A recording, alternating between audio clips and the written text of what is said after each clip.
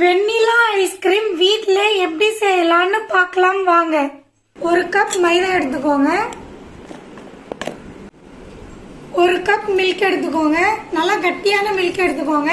அப்பதான் ஐஸ்கிரீம் நல்லா வரும். இது நல்லா மிக்ஸ் பண்ணிக்கோங்க.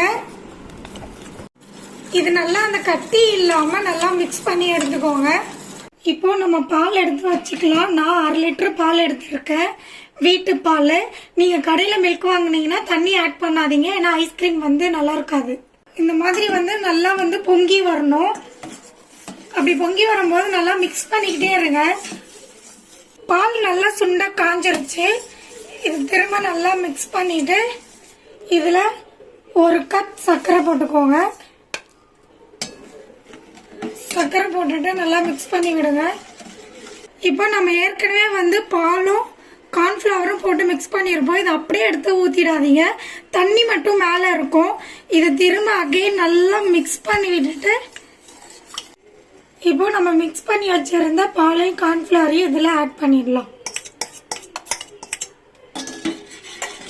இப்போ 1 ஸ்பூன் வெண்ணிலா எசன்ஸ் ஊத்திக்கோங்க. நம்ம வெண்ணிலா ஐஸ்கிரீம் தான் செய்ய போறோம். அதை ஊத்திட்டு நல்லா மிக்ஸ் பண்ணிக்கோங்க. இதுல கார்ன்ஃபிளவர் இருக்கு, அப்பப்ப நீங்க மிக்ஸ் பண்ணி விட்டுட்டே இருங்க, இல்லைன்னா ரொம்ப கட்டி ஆயிடும். இப்போ கிரீமியா இந்த லேயர் இந்த மாதிரி வந்ததுக்கு அப்புறம் இதை எடுத்து ஒரு ஐஸ்கிரீம் பாக்ஸ்ல போட்டுக்கோங்க. இப்போ நம்ம இதை பாக்ஸ்ல மாத்திட்டோமா, இதை ஒரு 3 ஹவர்ஸ் க்ளோஸ் பண்ணி ஃப்ரிட்ஜில் வச்சிருங்க.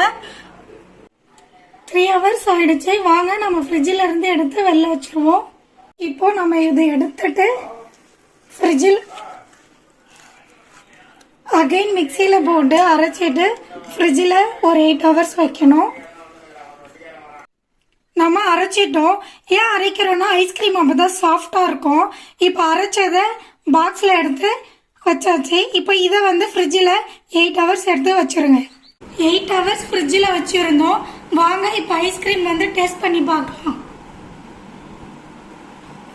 டேஸ்டியான வெண்ணிலா ஐஸ்கிரீம் ரெடி.